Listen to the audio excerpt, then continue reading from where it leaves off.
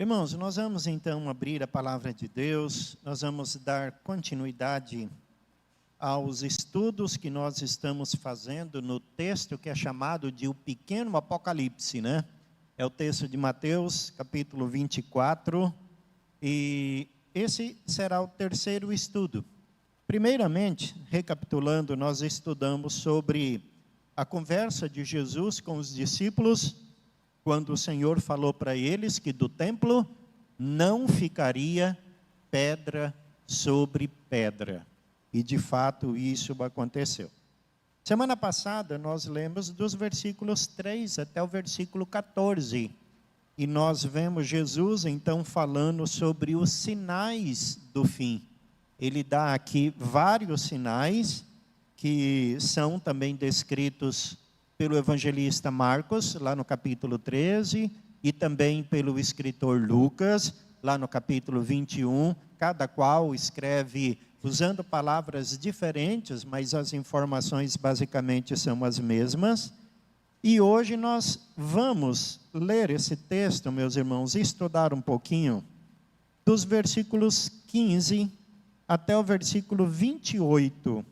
Nós vamos fazer a leitura alternada desse texto da palavra do Senhor, que a Sociedade Bíblica deu o título de A Grande Tribulação. Que grande tribulação é essa? O que Jesus está falando e por que ele está falando sobre isso aqui no contexto da sua volta? Nós vamos fazer a leitura alternada. Mateus 24, versículos 15 até o 28. Só que eu vou ler os dois primeiros versículos, tá? Aí depois a gente alterna. Posso começar a leitura? Todos acharam? Sim, né? Então tá, vamos lá. Jesus falando: quando, pois, virdes o abominável da desolação de que falou o profeta Daniel no lugar santo, quem lê, entenda, então os que estiverem na Judeia, fujam para os montes. Os irmãos?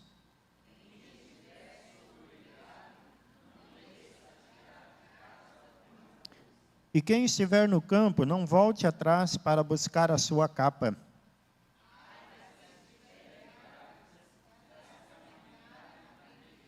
Orai para que a vossa fuga não se dê no inverno e nem no sábado.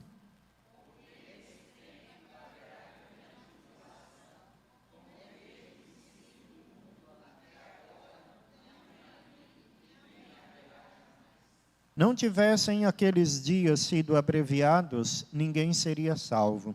Mas por causa dos escolhidos, tais dias serão abreviados.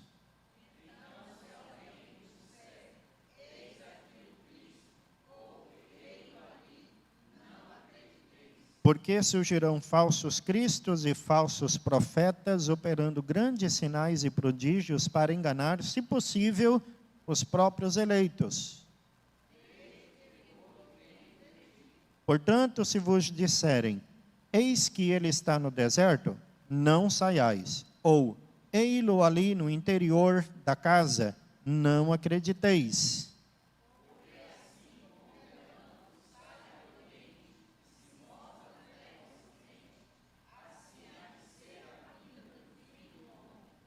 Onde estiver o cadáver, aí se ajuntarão também os abutres. Amém.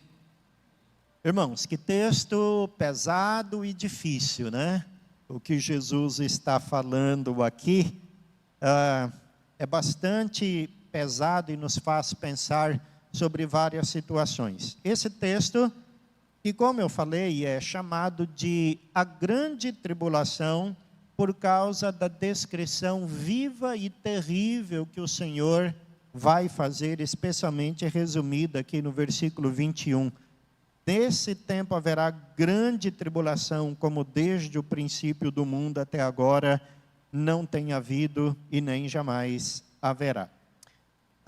Eu não sei os irmãos, mas assim comigo, acontece sempre, quando eu leio esse texto, de pensar que talvez assim, ele não se encaixa na narrativa. ele parece meio que fora de contexto.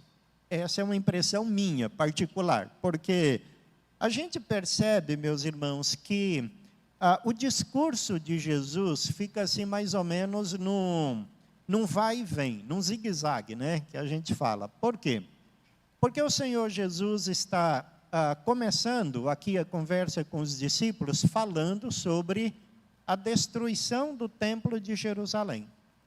Aí logo depois, versículos 3 até o 14, ele muda e ele já começa a falar sobre os sinais do fim do mundo.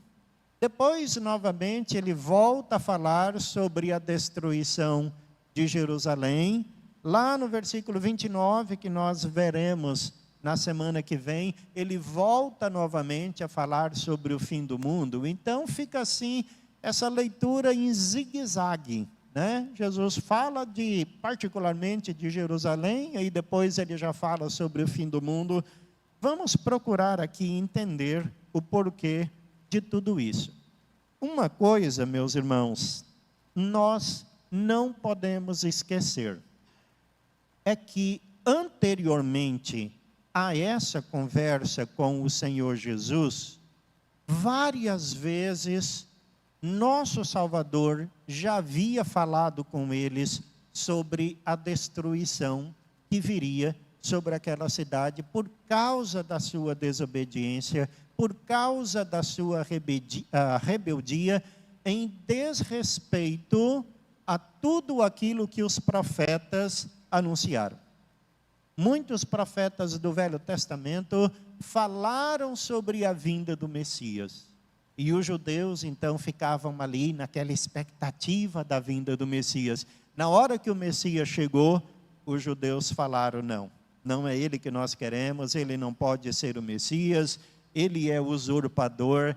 Então, por causa disso, por exemplo, lá em Lucas, capítulo 19, vocês não precisam abrir, mas o Senhor Jesus Cristo, quando estava entrando na cidade, falou o seguinte: se conheceras por ti mesma, ainda hoje, o que é devido à paz, mas isso está agora oculto aos teus olhos, pois sobre ti virão dias em que os teus inimigos te cercarão de trincheiras e por todos os lados te apertarão o cerco e te arrasarão.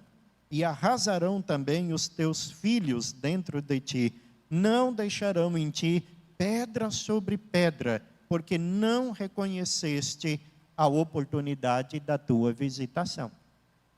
Irmãos, esse texto aqui, na entrada triunfal de Jesus, lá em Jerusalém, foi terrível aos ouvidos dos judeus, porque era um momento de celebração, eles estavam cantando para Jesus, eles estavam assim, naquele reconhecimento tímido, ainda que humano, né, de que Jesus seria realmente o libertador, e o Senhor Jesus traz essas palavras que representam o castigo divino.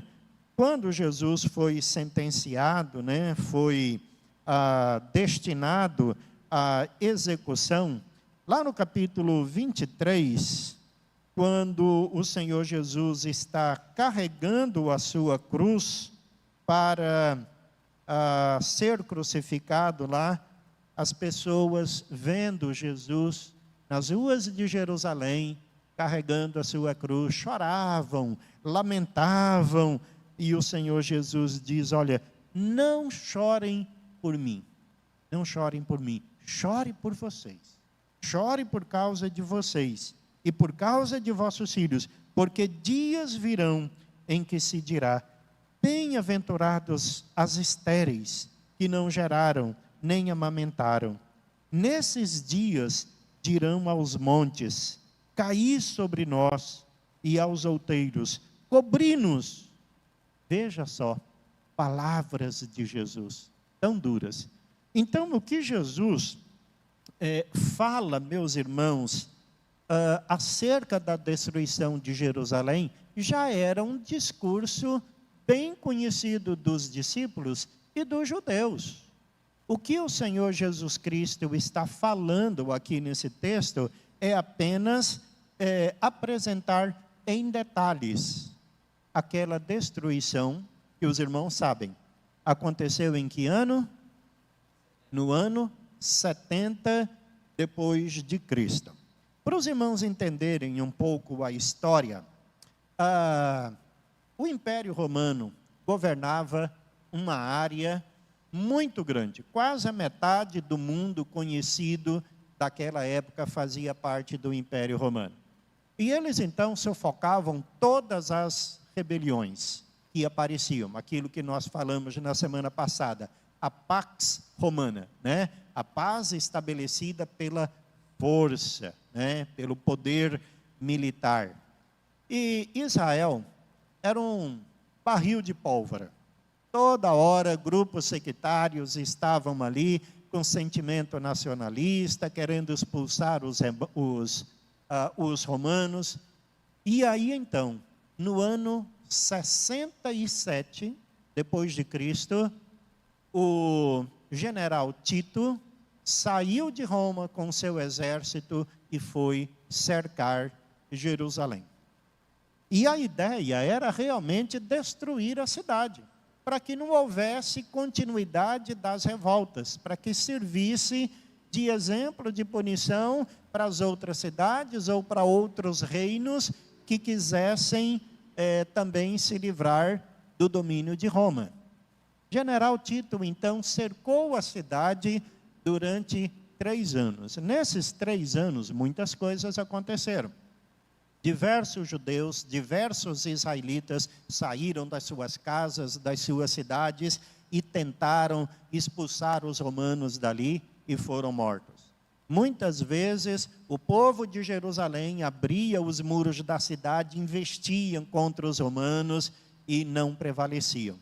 E aí veio a fome, porque ninguém podia pegar aí os mantimentos do campo, e veio a opressão, até que no ano 70, depois de 3 anos, alguns dizem 3 anos e meio, aí o general Tito derrubou as defesas de Jerusalém, entrou lá na cidade e cometeu um dos assassinatos mais brutais de que se tem notícia na história.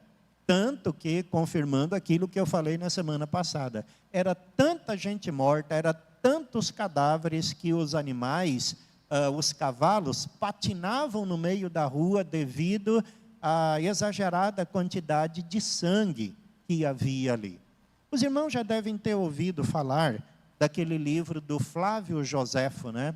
Flávio Joséfo era um cidadão judeu, e não se sabe como ele alcançou o favor dos romanos, e ele então historiou, ele relatou esse período naquele livro que ele escreveu, A Religião dos Judeus, a História dos Judeus, a Guerra dos Judeus. É um livro bem conhecido, que existe ele em português, em várias línguas, né? Onde ele relata vários episódios da destruição acontecida pelo general Tito lá no ano de 70. Então, irmãos, o que o Senhor Jesus Cristo está dizendo aqui nesse zigue-zague que ele faz, é que a destruição de Jerusalém seria tão terrível que seria uma amostra do fim do mundo. Essa é a intenção de Jesus. Assim como ele falou lá nos 2 primeiros versículos, a destruição de Jerusalém seria uma representação daquilo que vai acontecer no dia da volta do Senhor Jesus Cristo, quando tudo aqui vai ser purificado pelo fogo. Aqui então, nesse texto que lemos, a ideia é mostrar que a destruição em Jerusalém seria, nos seus horrores, uma amostra daquilo que acontecerá quando Jesus Cristo voltar e todas as coisas então serem desfeitas. Vamos olhar aqui, irmãos, esse texto, começando nesse versículo 15, porque o Senhor Jesus Cristo diz assim: quando, pois, virdes o abominável da desolação, de que falou o profeta Daniel no lugar santo, Quem lê, entenda. Aí o Senhor Jesus Cristo, depois de estabelecer essa sentença, começa a estabelecer logo em seguida alguns padrões de conduta, alguns padrões de comportamento para quando a destruição chegasse lá em Jerusalém. Mas antes de nós analisarmos esses padrões de conduta, existe aquela pergunta básica que a gente precisa fazer olhando aqui esse texto. O que seria esse abominável da desolação? Eu não sei se alguém aqui tem outra versão que não seja atualizada. Alguém aqui tem a NVI? Qual que é a tua? NVI, qual é a expressão aí usada? Versículo 15. Sacrilégio terrível. Alguém tem a corrigida? Ou outra versão? Acho que não, né? Então tá, dá para a gente aqui entender, porque abominação, o que significa isso? Significa sacrilégio, né? Uma coisa horrenda. É o contrário de uma coisa santa. O contrário de santo é abominação. O contrário daquilo que é puro é aquilo que nós chamamos de um sacrilégio. E quando ele fala de desolação, a ideia é mostrar as ruínas, a destruição, é mostrar toda aquela miséria que chega quando a destruição está presente. Jesus está falando sobre esse abominável da desolação, de acordo com o que falou o profeta Daniel. Então, se você for ler o Daniel, dá uma olhadinha aqui na notinha de rodapé. Existem 3 referências em Daniel, 9:27, 11:31 e 12:11, onde ele fala sobre esse abominável que traz a destruição, esse sacrílego que provoca ruínas. Agora, veja só, uma coisa para nós entendermos, meus irmãos. Quem é esse abominável da desolação? Aqui existem 2 personagens históricos que cabem aqui dentro, né? O primeiro, de acordo com Daniel, seria Antíoco Epifânio. Antíoco Epifânio foi um rei grego que dominava a região da Síria e que, movido por ganância, se dirigiu a Israel e ele então dominou a cidade de Jerusalém. Mais uma das muitas invasões, né, que Israel e particularmente Jerusalém enfrentou. Só que esse rei, Antíoco Epifânio, ele não queria apenas dominar sobre os judeus. Ele queria também humilhar. Ele queria zombar do povo, escarnecer de maneira infeliz e cruel. Tanto que ele sabia que era costume dos judeus, de acordo com a religião do Velho Testamento, guardar o dia de sábado, e uma vez dominando a cidade, ele falou: não, agora vocês são obrigados a trabalhar dia de sábado. Imagine por um judeu o tanto que isso seria considerado um sacrilégio, né? Não satisfeito com isso, ele também começou a profanar o templo. Ele removeu dali os símbolos sagrados do judaísmo e ele trouxe para dentro do templo imagens de escultura de ídolos pagãos. Já imaginou isso? Nós, como presbiterianos, hein, já imaginou chegar aqui na igreja, chegar aqui no templo e encontrarmos aqui tudo cheio de representações pagãs?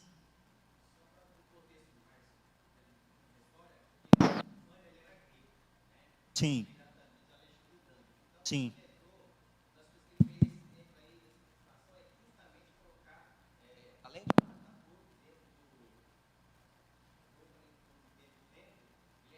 Estátua de Zeus dentro do templo. Ele fez o quê? Colocou uma estátua de Zeus dentro do templo, porque ele era adorador a Zeus. Então foi isso que até que é o livro de Macabeus, que tem a revolta de Macabeus Exato. Exatamente, que fez que confusão narra todinha. essa história, né? O livro de Macabeus, primeiro e segundo, também fala sobre isso. Mas as profanações ainda continuaram, ele ainda fez pior. Para o judeu, o porco, casco fendido, portanto, era considerado um animal imundo. O que Antíoco fez? Ele pegou manada de porcos, levava para o altar e ele sacrificava aqueles animais aos seus deuses. Gente, para o judeu não tinha coisa pior que isso, né? E para finalizar, a zombaria, ele deu a si mesmo esse sobrenome, né, digamos assim, de Epifânio. O nome dele era Antíoco, mas Epifania, vocês sabem o que é? É uma manifestação de Deus, né? Nós chamamos isso também de teofania, né? No Velho Testamento temos muitas manifestações de Deus. Então ele deu a si mesmo esse nome de Antíoco Epifânio, a representação de Deus.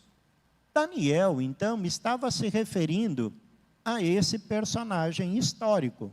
Quem era para Daniel o abominável da desolação que Jesus está fazendo? Esse personagem histórico, esse rei, Antíoco Epifânio.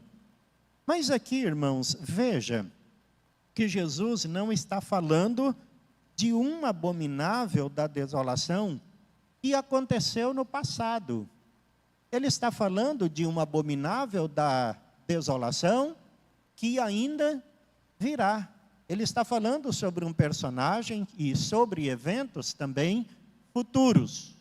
Aí, a grande maioria dos estudiosos entendem que Jesus está se referindo a esse general Tito, que foi de Roma para Jerusalém, a mando do imperador, para cercar a cidade com a ordem expressa de destruí-la, de matar os habitantes. Então, Jesus está se referindo a ele. Isso não deve, assim, para nós causar nenhum espanto, porque um personagem só, ou um título só, pode se referir a vários personagens. Da mesma maneira como nós vemos a Bíblia falar sobre o anticristo, né? O anticristo não é uma única pessoa, porque a história fala praticamente que toda época teve o seu anticristo. Na época da Segunda Guerra Mundial, quem que era o anticristo? Hitler, né? O cara que só fazia maldade. Até há pouco tempo atrás, quem que era o anticristo? Era Bin Laden, ou Saddam Hussein. Cada época, assim, teve o seu anticristo. Tanto é que João falou na sua primeira carta que vários anticristos têm surgido e saído do nosso meio. Então, aqui nós vemos essa dupla representação acerca desse abominável da desolação. Então, após isso, sim, é que o Senhor Jesus começa a falar sobre esse código de conduta em tempos de destruição que viria sobre a cidade de Jerusalém. Vamos ver aqui 5 situações particulares, começando no versículo 16. Vamos ler juntos? Jesus diz: então, os que estiverem na Judeia, fujam para os montes. Fugir para onde? Para os montes. Por quê? Porque havia aquele instinto natural de querer defender a cidade. A visão dos judeus, até hoje, né, é que Jerusalém é a cidade santa. Aquela visão desde o Velho Testamento, né, está lá o 122, alegrei-me quando me disseram, vamos à casa do Senhor. Então, as nações se dirigem para lá. Era o centro de culto, era o centro da religião, era onde Jesus Cristo vivia. Então, sempre havia aquela ideia de Jerusalém como a cidade que deveria ser preservada, a cidade que deveria ser defendida. E, de fato, conforme nós falamos, naqueles 3 anos e meio que o general Tito cercou a cidade, o que muitos judeus fizeram? saíram dos seus lugares e foram para lá lutar contra os judeus, lutar contra a opressão. Jesus está falando, não façam isso. Quando você ver a destruição se aproximando, fuja, vá embora, procure o abrigo. Muitos judeus fizeram justamente o contrário. Eles foram para defender a cidade, morreram por causa disso, né? A outra situação, nós vemos aqui no 17 e 18. Vamos ler juntos também? Quem estiver sobre o eirado, não desça a tirar da casa alguma coisa. E quem estiver no campo, não volte atrás para buscar a sua capa. São duas realidades ligadas a essa anterior que Jesus falou, de fugir para os montes, né? Jesus fala de alguém que estiver no eirado. Eirado aqui representa a cobertura da casa. Não era como hoje, né? Aqui no Brasil, a gente, depois de erguer as paredes, a gente coloca as telhas aí, tudo organizadinho. Naquela época não havia isso, havia basicamente uma cobertura, onde ali em cima as pessoas às vezes trabalhavam, colocavam ali parte da sua colheita de grãos para poder secar, né? Então era comum pessoas trabalharem no eirado da casa, no teto da casa. Jesus falou, se você estiver lá, na hora da destruição, não desça, vá embora, corra, né? Ou pula dali e procure um lugar para se esconder. E quem estiver no campo, também não volte para a cidade para buscar a sua capa. Jesus poderia ter falado para buscar a sua família, os seus filhos, parte dos seus bens, né? Jesus desaprova isso. Quem estiver no campo, por lá mesmo fique, vá embora, procure aí um esconderijo. No versículo 19, mais uma situação descrita por Jesus. Vamos ler? Ai das que estiverem grávidas e das que amamentarem naqueles dias. Bom, aqui fica muito simples para nós entendermos o porquê da fala de Jesus. Mulheres grávidas teriam muito mais dificuldade de fugir, de sair da cidade, de se esconder, de romper o cerco dos inimigos, do que pessoa que estivesse em uma condição diferente de uma grávida, né? Jesus fala, ai das que amamentarem naqueles dias. Assim também, como é difícil uma grávida, por causa do peso, fugir, também carregando uma criancinha de colo, carregando seus filhos também seria muito difícil. Então, por causa disso, Jesus estabelece esses ais. A quarta condição aqui, ou situação estabelecida pelo Jesus, versículo 20. Vamos lá, juntos.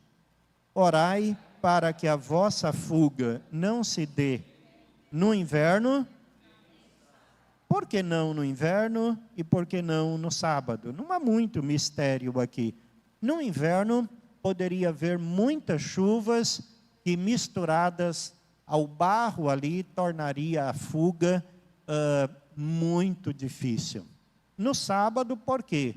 De acordo com a lei dos judeus, eles não poderiam andar mais do que 1 quilômetro. A jornada de sábado, né? 1 quilômetro e 200 metros. Então, isso não garantiria fuga para ninguém. Porque, de acordo com o ensino dos fariseus, passar de uma jornada, de uma caminhada de mais de 1 quilômetro e 200 metros, seria considerado um trabalho, um esforço, né, ativo. Então, seria quebra de um mandamento. Então, por isso, Jesus estabelece aqui essa questão. Além do que, no zelo de guardar o sábado, talvez outras pessoas não iriam querer ajudar os fugitivos, né? Olha, hoje é meu dia de repouso, é meu dia de descanso, não posso abrir a porta para você, não posso te ajudar em nada. Havia também isso. E por fim, Jesus aqui, então, vai estabelecer todas essas questões. Bom, nós já falamos sobre as 5 então, né? O que a gente precisa entender, irmãos, é por que Jesus está trazendo assim tantas recomendações para os judeus? Por que eles deveriam fugir? Justamente pelo que está escrito no versículo 21. É o tempo da grande tribulação, como desde o princípio do mundo até agora não tem havido.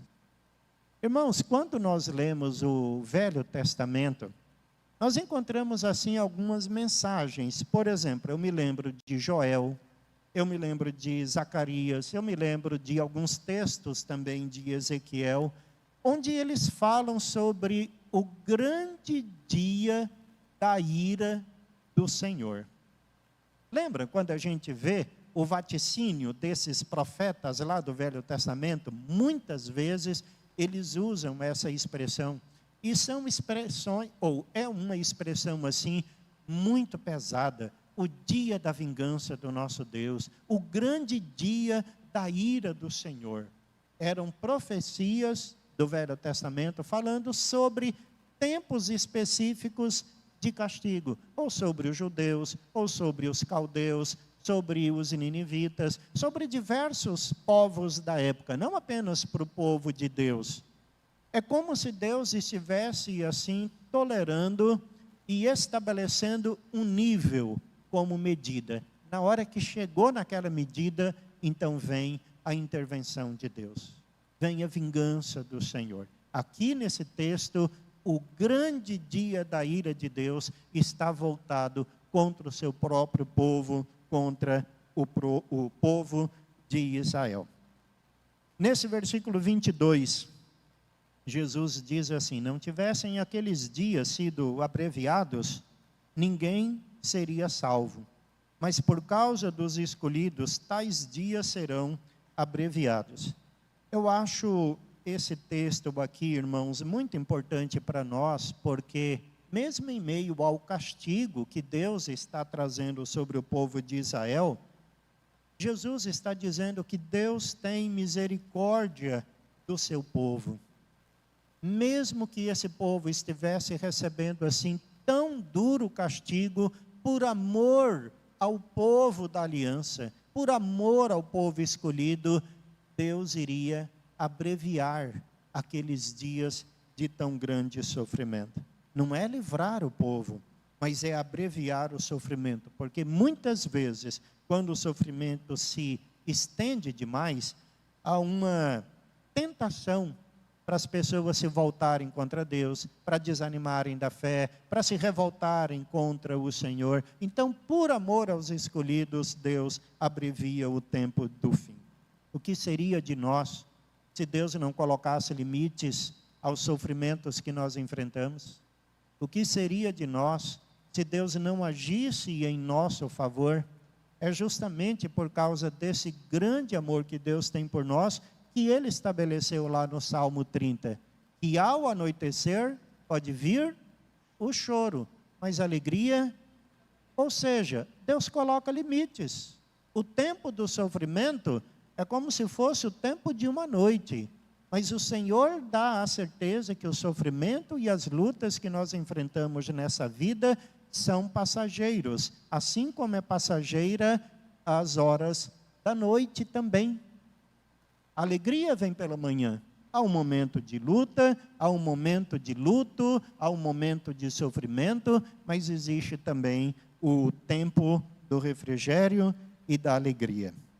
Para terminar, lendo aqui com os irmãos, versículos 23 e 24, Jesus fala assim: então, se alguém vos disser, eis aqui o Cristo, ou ele está ali, não acrediteis.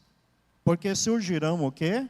Falsos cristos e falsos profetas, operando grandes sinais e prodígios para enganar, se possível, os próprios eleitos. Na semana passada a gente falou que falsos cristos e falsos profetas fazem parte daqueles sinais que Jesus falou que iria preceder a sua volta, iria preceder o tempo do fim.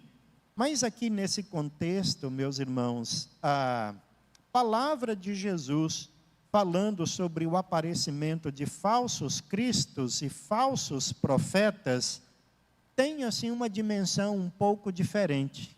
Por quê? O Senhor Jesus Cristo está mostrando que o falso profeta, o falso Messias, o falso Cristo aparece especialmente quando? Exatamente no tempo do sofrimento. Vocês já pararam para perceber isso? Todas as vezes que existe uma calamidade, existe uma situação assim de crise, esse é o momento para o oportunista, para o enganador aparecer, se colocando como a solução. Não é assim? Pense aí numa cidade, num estado ou numa nação mal governada. Crise, o povo passando fome, de repente tem saques no supermercado, aí aparecem os oportunistas. É por causa desse governo, esse governo que não faz nada, esse governo isso, o governo aquilo, eu tenho uma solução. Né? E aí todo mundo, o cara fala bem, o cara está falando aquilo que eu gostaria de falar. Então, é esse aí o Messias, é esse aí o libertador. Então, no tempo do fim, no tempo da destruição de Jerusalém, certamente apareceriam aí muitos falsos profetas dizendo, não, eu recebi uma revelação de Jesus que nós devemos defender a cidade. Jesus fala, não adianta tentar defender a cidade, fuja para os montes. Falsos profetas e falsos cristos dizendo, eu tenho a solução, eu vou derrotar os romanos. E Jesus falou, não, a destruição realmente virá. Jesus então diz, vede que ninguém vos engane, eu tenho predito tudo isso, porque a função desses falsos profetas, dos falsos cristos, é sempre enganar. Irmãos, terminamos então por aqui, mostrando mais uma vez a realidade daquilo que nós já vimos na semana passada, quando nós falamos que o texto não somente se cumpriu, mas ele ainda vai se cumprir. No caso dos sinais estabelecidos por Jesus, tudo se cumpriu e continua sendo cumprido. Em nossos dias, o que Jesus falou acerca da destruição de Jerusalém, se cumpriu tudo, absolutamente tudo que Jesus falou. E a mensagem então para nós é essa.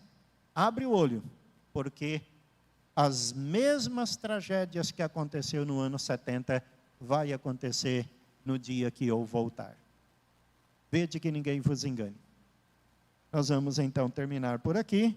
Semana que vem nós estaremos caminhando um pouco mais e aí sim nós falarmos sobre esse ensino que Jesus traz, né? Versículo 27 ele já fala, mas especificamente do 29 ao 31 ele vai falar sobre a realidade da sua volta e como ela será.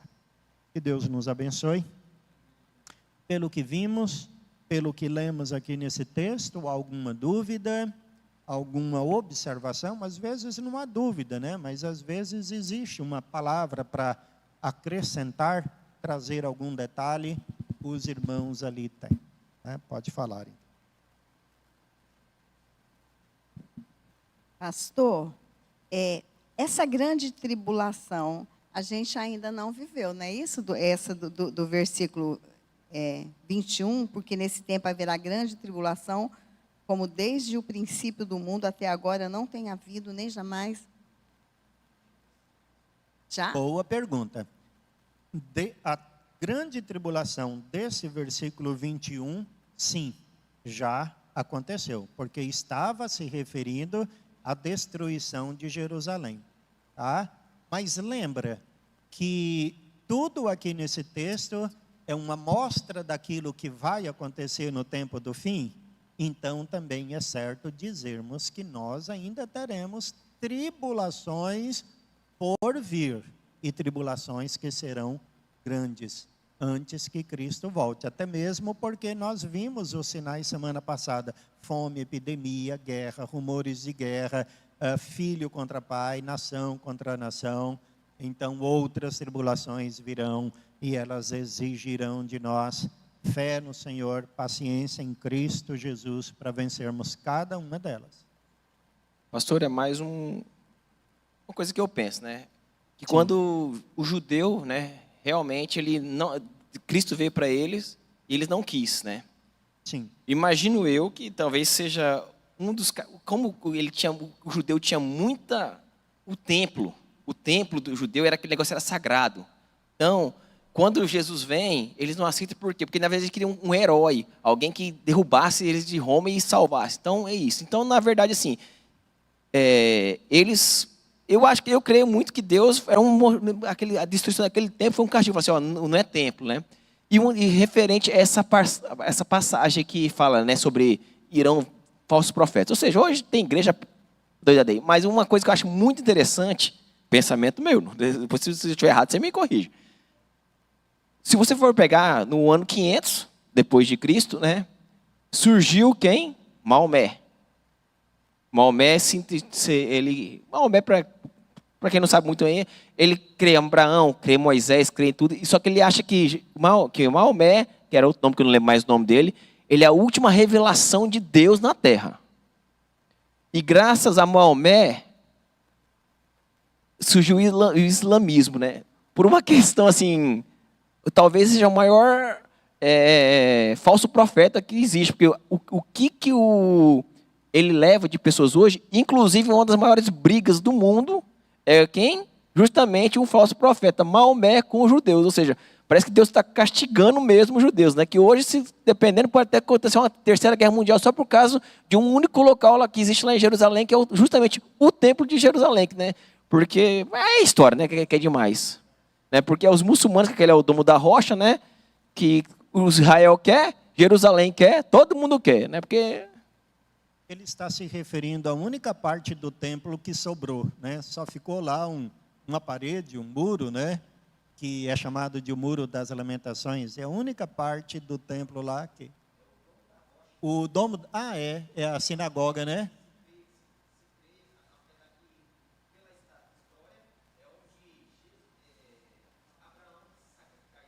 Sim, é ali, aquele lugar. Aquele local é o lugar onde Maomé subiu aos céus.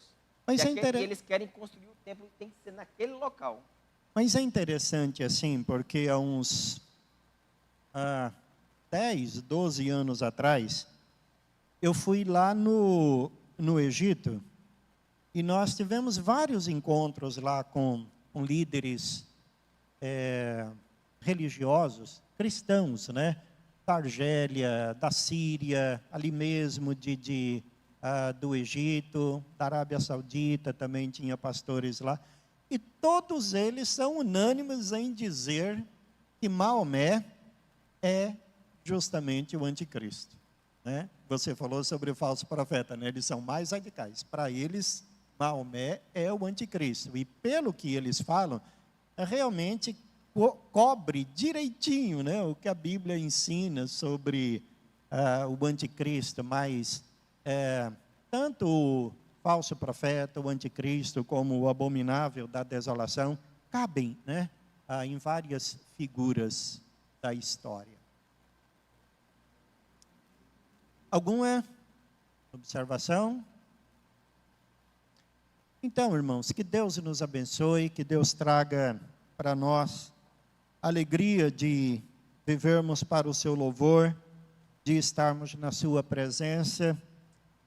E quando Cristo voltar, que dia especial será para nós? Se nós estivermos assim, como diz o hino, né? Nesse dia de grande glória, pela fé com Jesus, eu ali estarei.